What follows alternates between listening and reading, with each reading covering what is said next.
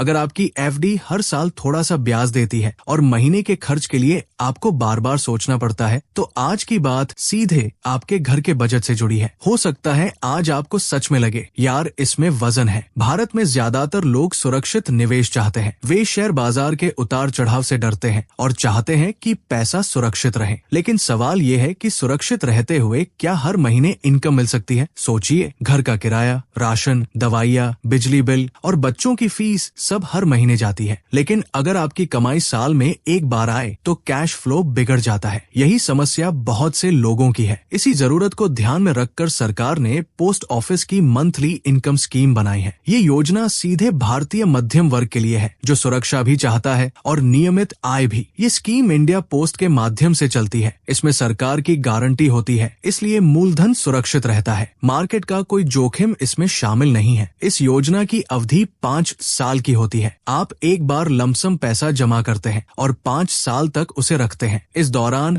आपको हर महीने तय ब्याज आपके सेविंग खाते में मिलता रहता है। वर्तमान दर लगभग 7.4% सालाना के आसपास रहती है, जिसे सरकार समय समय पर समीक्षा करती है। ये ब्याज सीधे महीने के आधार पर दिया जाता है, जिससे नियमित कैश फ्लो बनता है। मान लीजिए आपने 5 लाख रुपए जमा किए। 7.4% सालाना दर से आपको करीब 37,000 रुपए साल का ब्याज मिलेगा। ये रकम लगभग 3,000 रुपए से अधिक हर महीने आपके खाते में आएगी। अब सोचिए, यही 3,000 रुपए हर महीने आपके घर के छोटे खर्च संभाल सकते हैं। गैस सिलेंडर, बिजली बिल या दवाई का खर्च इसी से निकल सकता है। पैसा पड़ा नहीं रहता, काम करता है। अगर कोई व्यक्ति 9 लाख रुपए सिंगल अकाउंट में जमा करता है, जो अधिकतम सीमा है, तो उसे लगभग 5,500 रुपए के आसपास हर महीने मिल सकते हैं। ये रकम कई घरों में आधा किराया कवर कर देती है। इस योजना में न्यूनतम निवेश 1,000 रुपए से शुरू होता है। अधिकतम सीमा सिंगल अकाउंट में 9 लाख और जॉइंट अकाउंट में 15 लाख तक है। ये सीमा इसलिए है ताकि बड़े निवेशक पूरा फंड न डाल दे। जॉइंट अकाउंट पति पत्नी या परिवार के 2-3 सदस्य मिलकर खोल सकते हैं। इससे अधिकतम सीमा बढ़ जाती है और परिवार को संयुक्त रूप से मंथली इनकम का फायदा मिलता है। बच्चों के नाम पर भी खाता खोला जा सकता है। 10 साल से ऊपर का बच्चा साइन कर सकता है। इससे माता पिता बच्चों के भविष्य के लिए सुरक्षित मासिक आय की व्यवस्था कर सकते हैं। सबसे बड़ी बात यह है कि मूलधन पर सरकार की गारंटी है। शेयर बाजार की तरह यहाँ गिरावट का डर नहीं है। 5 साल बाद आपका पूरा पैसा वापस मिलता है। अब सवाल आता है कि अगर 5 साल से पहले पैसा निकालना हो तो क्या होगा? हाँ, निकाला जा सकता है, लेकिन थोड़ी पेनल्टी देनी होगी। यही अनुशासन इस योजना की खासियत है। 1 से 3 साल के बीच खाता बंद करने पर लगभग 2% पेनल्टी लगती है। 3 से 5 साल के बीच बंद करने पर करीब 1% कटौती होती है। 5 साल बाद कोई पेनल्टी नहीं। इसलिए ये योजना उन लोगों के लिए बेहतर है जिनके पास अतिरिक्त रकम है, जिसे वे 5 साल के लिए लॉक कर सकते हैं। इमरजेंसी फंड अलग रखना जरूरी है। अब अगर आप तुलना करें एफडी से, तो एफडी में अधिकतर मामलों में ब्याज तिमाही या सालाना मिलता है, लेकिन यहाँ हर महीने पैसा आता है, जिससे बजट प्लान करना आसान हो जाता है। भारत जैसे देश में जहाँ नियमित खर्च महीने महीने आता है, वहाँ मासिक आय वाली स्कीम अधिक उपयोगी साबित हो सकती है। ये खासकर रिटायर्ड लोगों के लिए राहत देती है। रिटायरमेंट के बाद पेंशन कम हो तो एमआईएस से मिलने वाला 3 से 5,000 रुपए का मासिक प्रवाह घर की आर्थिक स्थिरता बनाए रख सकता है। ये मानसिक शांति भी देता है। लेकिन सिर्फ यही रुकना समझदारी नहीं है। अगर आप इस मासिक ब्याज को खर्च करने के बजाय दोबारा निवेश करें तो फायदा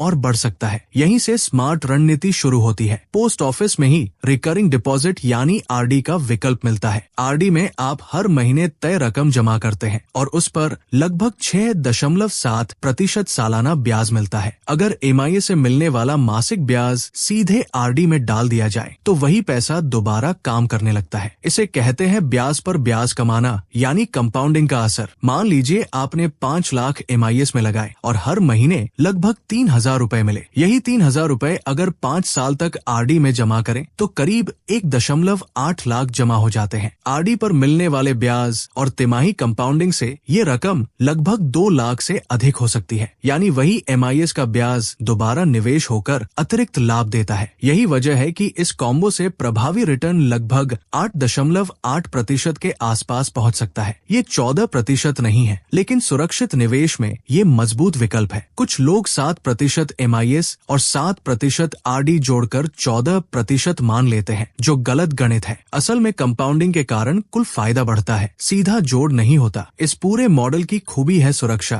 नियमितता और अनुशासन। पहले MIS से मासिक आय बनाओ, फिर उसे RD में डालकर बढ़ाओ। ये तरीका धीरे धीरे मजबूत फाइनेंशियल बेस बनाता है। ध्यान रहे कि MIS और RD दोनों का ब्याज टैक्सेबल है, TDS नहीं कटता, लेकिन साल के अंत में आपको अपनी आय में जोड़कर टैक्स देना होगा। ये पारदर्शिता जरूरी है। अगर आप 20% टैक्स स्लैब में हैं और साल में 60,000 रुपए ब्याज मिलता है तो लगभग 12,000 रुपए टैक्स देना पड़ेगा। इसलिए योजना बनाते समय टैक्स भी जोड़े। इसलिए समझदारी ये है कि पूरा पैसा एक ही स्कीम में न डालें। इमरजेंसी फंड, बीमा और लक्ष्य आधारित निवेश अलग रखें। MIS को सुरक्षित कैश फ्लो के रूप में देखें। आज के समय में जहां अनिश्चितता ज्यादा है, वहां हर महीने निश्चित रकम मिलना मानसिक संतुलन देता है। ये सिर्फ रिटर्न की बात नहीं बल्कि स्थिरता की बात है। सीधी बात यह है कि पहले अपने घर का कैश फ्लो मजबूत कीजिए। जब हर महीने तय रकम आने लगेगी तब आप बड़े जोखिम लेने का आत्मविश्वास भी पा सकेंगे। शेयर बाजार में ऊंचा रिटर्न आकर्षक लगता है, लेकिन बिना बेस के जोखिम लेना खतरनाक हो सकता है। MIS जैसी योजना बेस बनाती है जिस पर आगे की रणनीति खड़ी होती है। तो सवाल आपसे है, क्या आप सिर्फ FD पर भरोसा करेंगे या सुरक्षित मंथली कैश फ्लो की ओर एक कदम बढ़ाएंगे? कभी कभी समझदारी छोटे लेकिन स्थिर फैसलों में छिपी होती है। अब बात करते हैं टैक्स की, क्योंकि प्रोफेशनल निवेशक वही है जो रिटर्न के साथ टैक्स भी समझे। MIS से मिलने वाला हर महीने का ब्याज आपकी कुल आय में जुड़ता है और उसी के अनुसार टैक्स लगता है। बहुत लोग सोचते हैं कि पोस्ट ऑफिस है तो टैक्स नहीं लगेगा। सच ये है कि TDS नहीं कटता, लेकिन टैक्स देना फिर भी पड़ता है। साल के अंत में रिटर्न भरते समय ब्याज दिखाना जरूरी है। मान लीजिए आपको MIS से साल में 60,000 रुपए ब्याज मिला और आप 20% टैक्स स्लैब में हैं, तो लगभग 12,000 रुपए टैक्स देना होगा। इसलिए नेट रिटर्न निकालते समय टैक्स जरूर जोड़े। RD पर मिलने वाला ब्याज भी टैक्सेबल होता है। चाहे आप पैसा खर्च करें या दोबारा निवेश करें, टैक्स नियम समान रहते हैं। पारदर्शिता रखना लंबी दौड़ में फायदे का सौदा है। अब एक और जरूरी बात, ब्याज दरें स्थायी नहीं होती। सरकार हर तिमाही इन दरों की समीक्षा करती है, इसलिए निवेश करने से पहले वर्तमान दर जरूर चेक करें।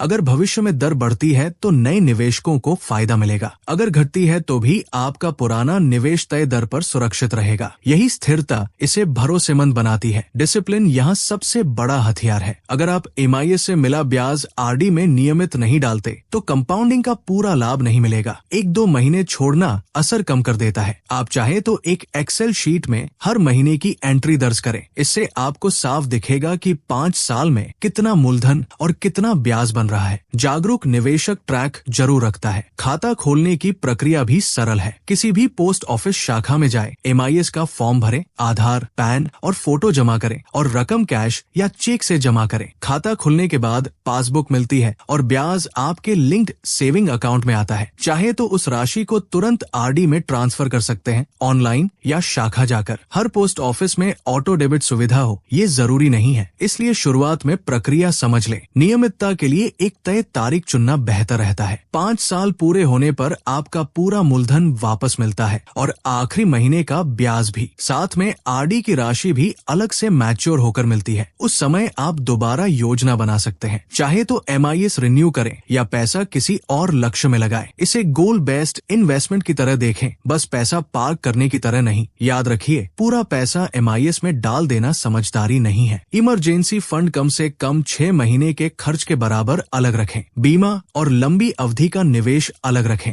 MIS को एक स्थिर आधार की तरह देखें जो हर महीने घर में पैसा लाता है। इसके ऊपर आप म्यूचुअल फंड, PPF या शेयर जैसे विकल्प जोड़ सकते हैं। ये मॉडल खासकर रिटायर्ड माता पिता के लिए उपयोगी है। जिनकी पेंशन कम है उनके लिए 4,000 से 5,000 रुपए की मासिक आय दवाई और रोजमर्रा खर्च संभाल सकती है। फ्रीलांसर या छोटे व्यवसायी जिनकी आमदनी अस्थिर होती है उनके लिए भी ये एक बैकअप कैश फ्लो बन सकता है। जब काम कम हो तब भी कुछ न कुछ आता रहे। युवा निवेशकों के लिए संदेश साफ है, पहले नियमित आय का सिस्टम बनाइए, फिर जोखिम वाले एसेट में जाइए। बेस मजबूत होगा तो उतार चढ़ाव से डर नहीं लगेगा। FD और MIS की तुलना में फर्क साफ है। FD अक्सर सालाना ब्याज देती है जबकि MIS हर महीने। भारत जैसे देश में मासिक खर्च के लिए मासिक आय ज्यादा उपयोगी होती है। अंत में बात सीधी है, बड़ा रिटर्न सबको चाहिए लेकिन स्थिरता उससे भी ज्यादा जरूरी है। सुरक्षित मंथली मंथली कैश फ्लो आपके वित्तीय जीवन की रीढ़ बन सकता है। अगर आप समझदारी से MIS और RD का उपयोग करते हैं, टैक्स को ध्यान में रखते हैं और अनुशासन रखते हैं, तो ये रणनीति लंबे समय में मजबूत आधार तैयार कर सकती है। तो अब फैसला आपका है, क्या आप सिर्फ ब्याज दर देखेंगे या कैश फ्लो की ताकत समझेंगे? कभी कभी असली अमीरी बड़े रिटर्न में नहीं बल्कि नियमित आय में छिपी होती है।